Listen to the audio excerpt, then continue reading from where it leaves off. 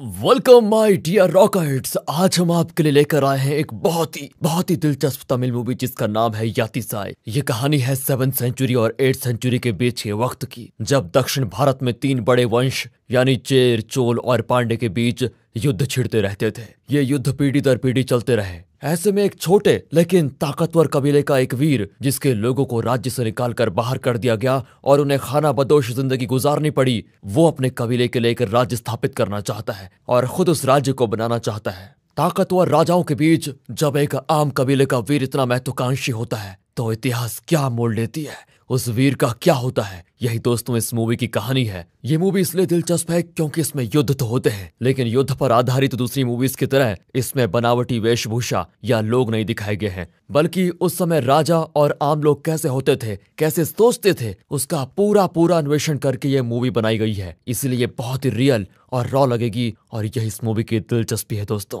बाकी अगर आप चैनल पर नए हो तो सब्सक्राइब जरूर कर दीजिएगा। मूवी की शुरुआत होती है युद्ध भूमि में, जहां दोनों तरफ की सेनाएं तैयार खड़ी है। कट करके एक जंगल को दिखाते हैं जहां एक बुजुर्ग की आवाज सुनाई देती है। वो कहता है कि किसी भी युद्ध का सिर्फ एक ही कारण होता है, राजा जनता और भूमि पर अपना अधिकार और सत्ता को बरकरार रखने के लिए युद्ध करते हैं। लेकिन इस मकसद को मानने से वो अक्सर इंकार कर देते हैं और युद्ध के अलग अलग कारण बताते हैं ताकि जनता को लगे हमारा राजा हमारी सुरक्षा के लिए युद्ध कर रहा है, लेकिन ऐसा नहीं होता। यहाँ पर हमें एक और बुजुर्ग और एक छोटे लड़के को दिखाते हैं। ये बुजुर्ग इस छोटे लड़के को राजाओं के युद्ध करने का कारण बता रहा था। ये प्रेजेंट है दोस्तों और बुजुर्ग की कहानी फ्लैशबैक में दिखाई जाएगी। अब लड़का पूछता है कि क्या मेरे पिता रणधीरन बहुत बड़े योद्धा हैं? बेटा, तुम्हारे पिता पांड्य वंश के एक श्रेष्ठ योद्धा हैं। आज तक कोई भी उन्हें हरा नहीं पाया, लेकिन उनकी जीत का कारण सिर्फ उनके अकेले की वीरता नहीं थी, बल्कि पेरुमपल्ली नाम का एक कबीला था जिन्होंने किसी भी हाल में तुम्हारे पिता का साथ नहीं छोड़ा। उस समय उन्हीं की वजह से तुम्हारे पिता अपनी जीत हासिल कर पाए। यही नहीं, पांड्य वंश को हिला देने वाली कई मुसीबतें आई, लेकिन हर मुसीबत में पेरुमपल्ली कबीले ने उनका साथ दिया। अब लड़का पूछता है, क्या मेरे पिता रणधीरन कभी किसी से डरे नहीं? बेटा, मैं तुम्हें यातिसाई की कहानी सुनाता हूँ, उसमें तुम्हें अपने सवाल का जवाब जरूर मिल जाएगा। ये कहकर बुजुर्ग कहानी शुरू करता है। यातिसाई का मतलब है दक्षिण दिशा। भूमि का ये भाग कभी भी शांत नहीं रहा। यहाँ पर हर वक्त युद्ध, हिंसा, लहू, उत्पात, ये सभी चीज मची रहती है। यही सब इस भूमि की पहचान बन गई थी। तब तुम्हारे दादाजी यानी रणधीरन के पिता अरिकेसरी पांड्यन राज करते थे। उस वक्त चेर, चोल और पांड्य वंश के राजाओं के बीच कहीं न कहीं युद्ध होता ही रहता था। युद्ध भी ऐसे होते थे कि कुछ दिनों या महीनों तक नहीं, बल्कि कई सालों तक चलते रहते थे। इस युद्ध में चेर वंश कई बार कमजोर पड़ गया था, लेकिन उन्होंने कभी हार नहीं मानी और बार बार अपनी ताकत जुटाकर वापस लड़ने आते थे। इस तरह युद्धों के होते होते अरिकेसरी की उम्र हो चली थी, लेकिन युद्ध खत्म होने का नाम नहीं ले रहा था। उम्र की वजह से अरिकेसरी बीमार पड़ गया और अपने किले से बाहर भी नहीं निकल पाता था। तब उसके बेटे रणधीरा पांड्यन ने अपने राज्य को संभाला। जब इसकी खबर फिर चेर और चोल वंश को मिली तो उन्होंने फैसला किया कि अब तो अरिकेसरी पांड्या कमजोर पड़ गया है, हम दोनों मिलकर उसके बेटे रणधीरन को बड़ी आसानी से हरा सकते हैं। इस तरह पांड्य राजा के खिलाफ चेर और चोल का गठबंधन हो गया था। सिर्फ दोनों राजाओं की सेना ही नहीं, बल्कि चोल राजा के साथ मिलकर कई छोटे छोटे कबीलों के योद्धा भी इस युद्ध में शामिल हुए और रणधीरन को बड़ी आसानी से हरा देने के सपने देखने लगे। पर इन्हें नहीं मालूम था, ये लोग चाहे कितनी भी बड़ी सेना लेकर आ जाएं, रणधीरन की वीरता और उसकी सेना के शौर्य के आगे ये लोग टिक नहीं पाएंगे। वो एक ऐतिहासिक दिन था, क्योंकि शक्तिशाली चोल सेना जो कभी किसी से नहीं हारी थी, उसे रणधीरन की सेना से हार माननी ही पड़ी और वो रणभूमि छोड़कर भागने लगे। उस दिन तो ऐसा लगा कि मानो रणभूमि ने सिपाहियों के खून से अपनी प्यास बुझाई थी। हर तरफ खून, लाशें और कटे हुए हाथ, पैर और सर बिखरे पड़े थे। उस दिन चेर सेना भी बुरी तरह हारी थी और रणधीरन ने युद्ध में हारे हुए चेर राजा को मारा नहीं, बल्कि उसे देश निकाला देकर अरब देश भेज दिया। चोल राजा और उसके कुछ सैनिक जो जिंदा बचे हुए थे, वो युद्ध भूमि से भागे और एक घने जंगल में छिप गए। अब ये पूरा यातिसाई यानी पूरा दक्षिण पांडे के नियंत्रण में आ गया। चोल का किला अब पांड्य के कब्जे में था और पांड्य यहीं से अपना राज चलाने लगा। जब भी बड़े बड़े राजाओं के बीच इस तरह के युद्ध होते हैं तो हम जैसे कई छोटे कबीले मिट जाते हैं बेटा। अगर जिंदा बच भी जाते हैं तो उन्हें वहां रहने नहीं दिया जाता। उन्हें या तो कहीं छिपकर रहना पड़ता है या फिर बंजारों का जीवन बिताना पड़ता है। उस समय से कई कबीले थे जो पूरी तरह मिट चुके थे और यहाँ हमें पता चलता है कि उस युद्ध में इस बुजुर्ग का कबीला, जिसे इनहार कहा जाता था, उन्हें देश से भगा दिया गया। वो कई दिन पैदल चले और एक सूखे प्रदेश में जाकर रहने लगे। चोल साम्राज्य में ये लोग शिकार के लिए लोहे के औजार इस्तेमाल करते थे, लेकिन यहाँ सूखी मिट्टी और पत्थरों के अलावा कुछ नहीं था। शिकार करने में भी इन्हें मुश्किलें होने लगी, लेकिन फिर भी इनार नाम का एक कबीला वहां गुजारा करने लगा। उन्हें विश्वास था कि जिस प्रकृति ने ऐसी बंजर भूमि में जीने का रास्ता दिखाया था, वही प्रकृति उन्हें इस बंजर से निकलने का रास्ता भी जरूर दिखाएगी, और उनका विश्वास सच हो गया। इनार कबीले में कोटी नाम के एक वीर योद्धा ने जन्म लिया। उसने कभी रणधीरन पांड्यन को नहीं देखा था, लेकिन बचपन से उसने रणधीरन के बारे में अपने कबीले के बड़े बुजुर्गों की जुबानी कई बातें सुनी थी। 25 साल की सूखी भूमि में कई मुश्किलों के बीच खाना और पानी के लिए तरस तरस कर जीने की वजह से कोटी के अंदर बदले की आग ही नहीं, बल्कि रणधीरन को खत्म करने का और खुद को राजा बन जाने की आकांक्षा भी आ गई। उसके मन में सिर्फ जोश ही नहीं था, बल्कि रणधीरन से युद्ध करने के लिए उसने अपने शरीर को ताकतवर भी बना लिया था। फिर एक बार उस बुजुर्ग को दिखाते हैं, जो छोटे लड़के को बताता है कि बेटा, 15 साल पहले की बात है, जब कोटी के मन में राजा बनने का लक्ष्य ही नहीं, आक्रोश भी था। वो जगह जगह जाकर चोल राजा और उसके सैनिकों को ढूंढने लगा, जो रणधीरन से हारकर किसी जंगल में छिप गए थे। इतने सालों में रणधीरन भी इन छुपे हुए चोल सैनिकों को ढूंढ नहीं पाया था, लेकिन कोटी ने उन्हें ढूंढ लिया। दरअसल चोल सैनिक बड़े बड़े पेड़ों के बीच एक सुरक्षित जगह पर छुपकर इतने साल से जी रहे थे। कोटी फिर चोल राजा, जिसका नाम उरी था, उससे मिला। उसने एक प्रस्ताव रखा कि जिस रणधीरन पांड्यन ने आपको हराया, उसे मारकर मैं आपको राज्य वापस दिलाऊंगा, लेकिन मैं ये अकेला नहीं कर सकता, मुझे आपकी मदद की जरूरत है। रणधीरन को हराकर जब साम्राज्य हमारे साथ में आ जाएगा, तो 1 साल के बाद मैं और मेरा इनार कबीला सत्ता को आपके यानी कि चोल वंश के हवाले कर देंगे। पर आपको वादा करना होगा कि इनार कबीले को आप एक अलग राज्य देंगे, जिस पर सिर्फ इनार लोग राज करेंगे, और हमसे कर वसूल करने का चोल राज्य का कोई हक नहीं होगा। ये भी याद रखिए आप। अगर आप इन शर्तों के लिए मान जाते हैं, तो मैं वादा करता हूं कि मैं रणधीरन को हराकर आपको राज्य वापस जरूर दिलाऊंगा। अब एक अकेले वीर का दृढ़ विश्वास देखकर उरी बिल्कुल हैरान रह जाता है और कहता है कि तुम जैसा छोटा कबीला एक बड़े राजा को कैसे हरा सकता है? ये नामुमकिन है। पर कोटी के चेहरे पे जरा सी भी आशंका नजर नहीं आती। वो बड़ी दृढ़ता के साथ कहता है कि मैं मुमकिन करके दिखाऊंगा। इस पर उरी कहता है कि अगर तुम रणधीरन को खत्म करके और उससे हमारा किला वापस लेने में सफल हो गए, तो मैं वादा करता हूं कि मैं अपनी पूरी सेना यानी 20,000 सैनिकों को तुम्हारी मदद के लिए जरूर भेजूंगा, ताकि तुम रणधीरन की सेना से लड़ पाओ। कोठी भी मानकर वापस चला जाता है, लेकिन उरी को पूरा विश्वास था कि ये छोटे किले का आदमी रणधीरन के पास भी नहीं पहुंच पाएगा। दूसरी ओर कोटी को उरी की ये बात चुभ जाती है कि तुम्हारा छोटा सा कबीला रणधीरन जैसे बड़े राजा को कभी नहीं हरा सकता। ये बात उसके दिल में चुभ जाती है। अब उसका जोश दुगना हो जाता है कि मैं रणधीरन जैसे शक्तिशाली राजा को मिटाकर अपनी वीरता को साबित करके ही रहूंगा। और यहाँ मूवी का टाइटल यातिसाई डालकर कहानी बढ़ती आगे। कोटी कई पथरीले पहाड़ों और जंगलों को पार करता है। कई दिन तो उसे खाने के लिए कुछ नहीं मिलता और कभी कभी तो पानी भी नसीब नहीं होता, लेकिन कोठी को सूखी भूमि में इन सब की आदत पड़ चुकी थी। वो मन में सिर्फ धैर्य लिए आगे बढ़ता है। इस तरह बद से बदतर जगहों पर कई दिन चलने के बाद वो वापस इनार कबीले के पास पहुंचता है। दरअसल कोटी जिन जगहों से होकर चोल राजा उरी से मिला था, वहां हर तरफ हरियाली थी, लेकिन इनार जहां रहते हैं वहां बंजर जमीन के अलावा कुछ नहीं होता। उसके कबीले के कुछ वीर मल्ल युद्ध कर रहे होते हैं। कोटी कहता है कि मेरे साथ लड़ो। एक एक करके वो कोटी के साथ लड़ने लगते हैं, लेकिन कोई कोटी को हरा नहीं पाता। कबीले का एक आदमी दूर बैठा इन्हें देख रहा होता है। कोटी उसे बुलाकर अपने साथ लड़ने के लिए कहता है। वो आदमी कोटी से कम नहीं होता और दोनों के बीच घमासान लड़ाई होती है। अंत में कोटी, जिसे कबीले का कोई भी हरा नहीं पाया, उसे ये आदमी हरा देता है। तब कोटी कहता है कि मेरे बाद इस कबीले के सरदार तुम बनोगे, पर वो वीर कहता है कि मुझे सरदार नहीं बनना। ये कहकर वो चला जाता है। दरअसल कोटी को लगा कि अगर कोई रणधीरन से युद्ध करने चला गया और जिंदा नहीं लौटा, तो इनार को एक सरदार की जरूरत होगी, इसलिए उसने अपने कबीले के लिए इस वीर को चुना था। अब रात को कोटी अपने झोपड़ी में रहता है और अपनी गर्भवती पत्नी से कहता है कि हमें बेटा होगा और वो कबीले का सरदार नहीं, बल्कि एक साम्राज्य का राजा बनेगा। यहाँ सीन होता है कट और अगले सीन में पांड्य साम्राज्य से लगभग 350 मील दूर पश्चिम दिशा में अरब सागर को दिखाते हैं, जहाँ एक बोट में कुछ लोगों को बंदी बनाकर लाया जा रहा होता है। नाविक एक बंदी से अरबिक में कहता है कि 25 साल बाद अपने देश लौटते हुए तुम्हें कैसा लग रहा है? जब तुम रणधीरन पांड्या से हारे तो उसने तुम्हें खत्म करने के बजाय मेरे हवाले करके अरब देश क्यों भेज दिया, और 25 साल के बाद उसने तुम लोगों को वापस क्यों बुलाया है?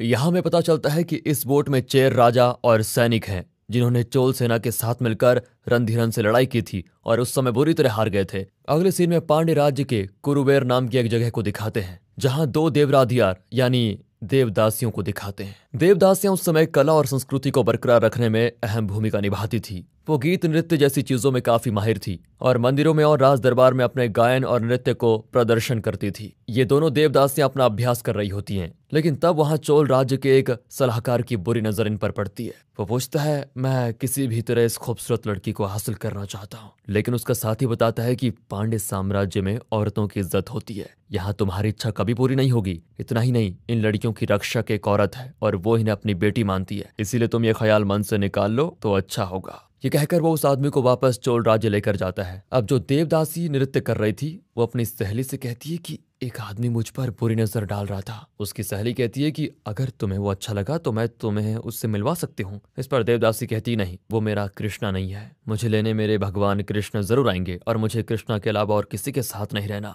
अगले सुबह कोटी रणधीरन को खत्म करने की योजना अपने कबीले को बताता है, पर वो कहते हैं कि उसके पास तो हजारों की तादाद में सैनिक हैं, उनका भला मुकाबला कैसे कर पाएंगे। तब कोटी कहता है कि युद्ध का होना तो निश्चित है, दो बड़ी सेनाओं के लड़ने से इतिहास नहीं बनता। अगर 100 वीरों की हमारी सेना ने सिर्फ अपने पराक्रम के बल पर हजारों सैनिकों वाली पांड्य सेना को हरा दिया, तब बनेगा नस्ल इतिहास। इसलिए सैनिकों की तादाद हमारे लिए कोई मायने नहीं रखती, सिर्फ सीने में दिल और दिल में हिम्मत चाहिए, इसी से युद्ध जीते जाते हैं। ये कहकर कोटी कबीले के उस वीर को अगला सरदार घोषित करता है जिसने उस दिन कोटी को मल्ल युद्ध में हराया था। कोटी अकेला ही पांड्य राज्य की ओर निकल पड़ता है। दरअसल जब वो रणधीरन को खत्म कर देगा तो चोल सेना के साथ उसके कबीले के लोग भी उसकी मदद करने के लिए आ जाएंगे और पांड्य सेना से फिर लड़ेंगे। यह है इनकी योजना। चोल के किले में अब रणधीरन राज करता है, इसलिए पांड्य राज्य में रहने वाली देवदासियों को चोल राज्य में जाने के लिए कहा जाता है, लेकिन वो कहती हैं कि हम बचपन से इसी मंदिर में पली बड़ी हुई है, हम इस जगह को छोड़कर नहीं जाएंगी। पर उन्हें बताया जाता है कि वहां पर भी तुम्हें मंदिर में ही रहना है। इतना ही नहीं, वहां पर दोगुने लोग तुम्हारी कला को देखने आएंगे और तुम्हें शोहरत ही नहीं, बहुत ज्यादा धन भी मिलेगा। यहाँ कोटी अपने बुजुर्ग पिता से मिलता है जो कभी इनार कबीले का सरदार था। वो इस बात से खुश नहीं था कि कोटी रणधीरन से युद्ध करने जा रहा है। उसने इतने साल से अपने कबीले को रणधीरन से बचा कर रखा था, लेकिन अब कोटी की एक गलती से रणधीरन का ध्यान इनार कबीले की तरफ पड़ेगा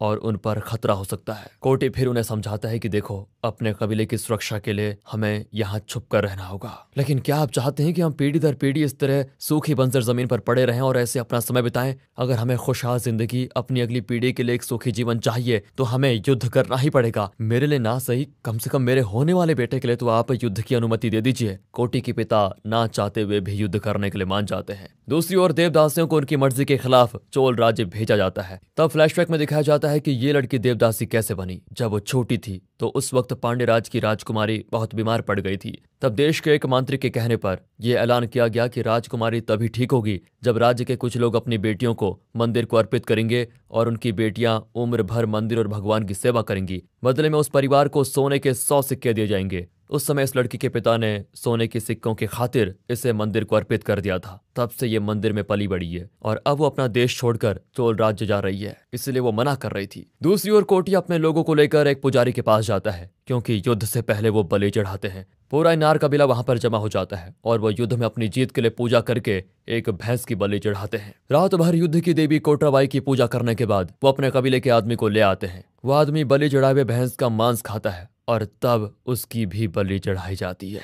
ये हिंसक जरूर है, लेकिन ये कोई बनावटी कर्मकांड नहीं है, बल्कि सच में युद्ध से पहले ऐसे कर्मकांड किए जाते थे दोस्तों। दरअसल युद्ध से पहले सैनिकों को आवेश में लाने के लिए इस तरह की पूजाएं और बलि कर्मकांड वगैरह किए जाते थे, ताकि युद्ध के वक्त खून कत्ल वगैरह देखकर उनका मन जरा सा भी कमजोर ना पड़े, उन्हें इन चीजों की आदत पड़ जाए, इसलिए ये सारी चीजें होती थी। अब कोटी अपनी सेना का जोश बढ़ाते हुए कहता है कि 2 दिन के अंदर हमें चोर वीरों का साथ मिल जाएगा। उसके 10 दिन के बाद हमारे पास 1000 सैनिक होंगे, पर हम सब अलग अलग गुटों में काम करेंगे। कहाँ किस गुट के साथ किस वक्त आक्रमण करना है, इसकी खबर तुम्हें बाद में दी जाएगी। ये युद्ध भले बड़े पैमाने पे ना हो, लेकिन हमें हर पल सावधान रहना होगा और किसी भी हाल में हमारे एक भी सैनिक की मौत नहीं होनी चाहिए, इसका ध्यान रखें। अगर हमने ये युद्ध जीत लिया और रणधीरन को खत्म कर दिया तो हमारी अगली पीढ़ी को अपनी खुद की जमीन और एक खुशहाल जिंदगी नसीब होगी। फिर वो सभी अलग अलग दिशाओं में चले जाते हैं। कोटी के पिता उसे चेतावनी देते हैं कि तुम जिस रणधीरन का सामना करने जा रहे हो बेटा, वो कोई साधारण राजा नहीं है। चोल वंश जो किसी से नहीं डरते थे, उस दिन रणधीरन और उसकी सेना के आक्रमण को देखकर और उसके आक्रोश को महसूस करते हुए पूरी चोल सेना रणभूमि को पीठ दिखाकर भाग गई थी। तो तुम समझ लो कि रणधीरन किस तरह का योद्धा है। तुम्हें उसे खत्म करने का सिर्फ एक मौका मिलेगा, और अगर तुमने उस मौके को गवा दिया तो फिर तुम्हें रणधीरन के हाथों मरने से कोई नहीं रोक सकता। अगले सीन में चोल राज्य को दिखाते हैं, जहां कोटी राज्य के द्वार पर होता है। तभी देवदासी भी राज्य में प्रवेश करती हैं। कोटी को वहां हरे भरे खेत देखकर हैरानी होती है और वो फसलों पर बड़े चाव से हाथ फेरकर राज्य में प्रवेश करता है, क्योंकि उसने कभी हरे भरे खेत तो देखे ही नहीं थे। राज्य के अंदर जाकर वो ब्राह्मणों का धागा खरीद कर पहन लेता है। दरबार की दीवार पर वो सलाहकार जिसकी नजर देवदासी पर टिकी हुई थी, वो अपने सोने की माला उसको पहनाकर स्वागत करता है। देवदासियों की संरक्षक समझ जाती है कि इस आदमी की असली नीयत क्या है और वो फैसला करती है कि अब मुझे इन लड़कियों को इस आदमी से कैसे भी करके बचाना होगा। मंदिर में देवदासियां नाच रही होती हैं। कोटी एक ब्राह्मण बनकर मंदिर के अंदर बैठा नृत्य देख रहा होता है। चोल सलाहकार इस नए ब्राह्मण को देखकर उसकी खातिरदारी करने के लिए आता है, लेकिन पास आकर उसे शक होने लगता है और वो पूछता है कि मैंने इतना ताकतवर और सशक्त ब्राह्मण पहले कभी नहीं देखा। चलो मान लिया कि तुम ब्राह्मण हो, लेकिन एक ब्राह्मण के शरीर में ये तलवार लगने के निशान कैसे? तब कोटी कहता है कि मैं चेर राज्य का ब्राह्मण हूँ और परशुराम का वंशज हूँ, हम युद्ध भी करते हैं। ये सुनकर सलाहकार कहता है कि ओह अच्छा, ये तो बहुत ही अच्छी बात है। चोल राज्य में आपका स्वागत है, आप नृत्य का आनंद उठाइए। ये कहकर वो चला जाता है, लेकिन वो कोटी पर नजर रखने का फैसला करता है। लेकिन जब वो कोटी पर ध्यान नहीं दे रहा होता है तो मौका पाकर कोटी वहां से निकल जाता है। फिर अपने गुट के साथियों से मिलता है तो वो बताते हैं कि हमारे लोग अपने अपने गुट से मिल चुके हैं, युद्ध के लिए हथियारों का इंतजाम भी हो चुका है। लेकिन एक दिक्कत है, हमारा कोई भी साथी रणधीरन के नजदीक नहीं जा पाएगा, क्योंकि उसके चारों तरफ हर समय तगड़ा पहरा होता है। यहाँ दोनों देवदासियां राजमहल के तालाब में नहा रही होती है। देवदासी की सहेली कहती है, मंदिर में चेर राज्य का एक वीर आया था और शायद वही तुम्हारा कृष्णा है। इस पर देवदासी उसे चुप कराकर चली जाती है। यहाँ कोटी को उसके गुट से पता चल जाता है कि रणधीरन की ज्यादातर सेना उसके पिता अरिकेसरी की पुण्यतिथि मनाने के लिए चली गई है, इसलिए फिलहाल रणधीरन के साथ बहुत कम सैनिक होंगे। लेकिन कई सालों से उसकी सेना में जो काबिल योद्धा हैं वो तो उसके साथ हमेशा रहते हैं, इसलिए ये लोग डिसाइड करते हैं कि सावधानी से इन्हें अगला कदम बढ़ाना होगा। रणधीरन की सुरक्षा के लिए उसके इर्द गिर्द लगभग 100 सैनिक 24 घंटे पहरा देते हैं। लेकिन शुक्रवार के दिन रणधीरन पहाड़ के ऊपर स्थित मंदिर में पूजा करने जाता है। अब क्योंकि मंदिर तक पहुंचने का रास्ता बहुत ही संकरा है, इसलिए रणधीरन के सिपाही उसके साथ नहीं चल सकते और उन्हें एक के बाद एक करके कतार में ऊपर जाना होगा। थोड़ी दूर पर संकरा रास्ता जरूर खुल जाता है और हमें वहीं पर छुपना होगा। जैसे रणधीरन उस जगह पे पहुंचेगा, हमें दोनों तरफ से उस पर हमला कर देना है। इस तरह हम रणधीरन को उसके रक्षकों से अलग कर पाएंगे। तब हम रणधीरन को ही नहीं बल्कि उसके सारे रक्षकों का सर काट देंगे। फिर उसके कटे हुए सर लेकर हम चोल का झंडा फहराकर किले की ओर बढ़ेंगे। ये देखकर तो रणधीरन की बाकी सेना को हमारे सामने घुटने टेक नहीं पड़ेंगे। चोल राज्य की जनता तो हमारा ही साथ देगी। इस तरह हम चोल के किले को अपने कब्जे में ले लेंगे। ये है योजना, और अगर ये योजना सफल हुई तो एक बार भी नार जिंदा नहीं बचेगा। और जैसा कोटी और उसके साथियों ने सोचा था, शुक्रवार की सुबह रणधीरा पहाड़ियों पर अपने संरक्षकों के साथ मंदिर की ओर बढ़ रहा होता है। कोटी की सेना अचानक उस पर दोनों तरफ से हमला करने लगती है। पहले तो वो बड़े बड़े पत्थरों से रणधीरन और उसकी सेना को मारते हैं, फिर अपने हथियार लेकर उन पर हमला बोल देते हैं। लेकिन रणधीरन की सुरक्षा कर रहे यूनानी योद्धा उसे बचाकर दो पहाड़ों के बीच लकड़ी और रस्सी से बने पुल पर लेकर जाते हैं और दूसरे पहाड़ पर भेज देते हैं। रणधीरन के साथ उसका सेनापति भी होता है और जैसे ही वो दूसरे पहाड़ पर पहुंचते हैं तो वो इस पुल की रस्सी काट देते हैं। अब कोटी की सेना उस पहाड़ पर नहीं जा सकती और उस तरफ रणधीरन और उसके कुछ लोग और इस तरफ कोटी और उसकी सेना और रणधीरन के कुछ सैनिक बचे होते हैं। बीच में है गहरी खाई। कोटी रणधीरन को तो नहीं मार पाया था, इसका आक्रोश उसके चेहरे पे साफ दिखता है। वो रणधीरन को अपना आक्रोश दिखाने में कोई कसर नहीं छोड़ता और रणधीरन के सैनिकों और यूनानी संरक्षकों को पकड़कर उसकी आंखों के सामने बेरहमी से उनका सर काट देता है। फिर अपने अंदर लगी हुई आग को बाहर निकालते हुए वो जोर से चिल्लाता है। यहाँ होता है मूवी में अंतराल यानी इंटरवल। अब मूवी की सेकंड हाफ में दिखाते हैं कि पांडे सेना को इस हमले के बारे में पता चल चुका था और उनके बीच चर्चा होती है कि दुश्मन ने बड़ी चतुराई से हमारे राजा रणधीरन पर हमला किया है। लेकिन कुछ भी हो जाए, हमें अपनी जान देकर भी इस किले को उनसे बचाना होगा। ये किला किसी भी हाल में वापस चोल के हाथ नहीं लगना चाहिए। लेकिन कोटी चोल का झंडा लिए अपनी सेना के साथ वहां पर आता है और उस आलीशान किले पर कब्जा कर लेता है। किले पर कब्जा करते ही कोटी तुरंत चोल और दूसरे कबीलों को ये बात बताने के लिए एक दूत भेजता है ताकि वो सब तुरंत अपनी सेना को लेकर यहाँ पर पहुंच जाए, इससे पहले कि रणधीरन और उसकी सेना यहाँ पर आ जाए। चोल सेना का यहाँ आना बहुत जरूरी है। इतना ही नहीं, वो कहता है कि चोल राज्य की जनता को भी खबर दे दो कि 3 दिनों तक कोई भी घर से बाहर न निकले। अगर कोई बाहर निकला तो उसका सर काट दिया जाएगा। मंदिरों में ताला लगवा दो। जिन पांडे सैनिकों को हमने बंदी बनवाया है उन सबको मार डालो, पर याद रखना राजवंश की और दूसरी औरतों को कुछ नहीं होना चाहिए। इस तरह कोटी एक के बाद एक करके आदेश जारी करता है। तब उसे बताया जाता है कि एक ब्राह्मण और कुछ देवदासियां मंदिर से जाना चाहती हैं। कोटी वहां जाता है तो सलाहकार कहता है, राजा चाहे चोल, चेर या पांड्य हो, लेकिन मंदिर तो सभी के लिए होता है। इस मंदिर को छोड़कर ये देवदासियां कहाँ जाएंगी? लेकिन कोटी उसकी कोई भी बात सुनने के लिए तैयार नहीं होता और कहता है कि अगर थोड़ी देर में तुम सब यहाँ से नहीं निकले तो मैं सबको काट फेंकूंगा। लेकिन तभी कोटी की नजर उस देवदासी पर पड़ती है और वो कहता है कि हाँ, ये लड़की मेरे साथ रहेगी, बाकियों को लेकर यहाँ से चले जाओ। सैनिक कहता है, ये गलत बात है। देवदासियों ने अपने भगवान से शादी कर ली है और अब ये भगवान के अलावा और किसी के साथ नहीं रह सकती। कोटी कहता है कि इस वक्त मैं यहाँ का भगवान हूँ, इसलिए वही करो जो मैं कहता हूँ।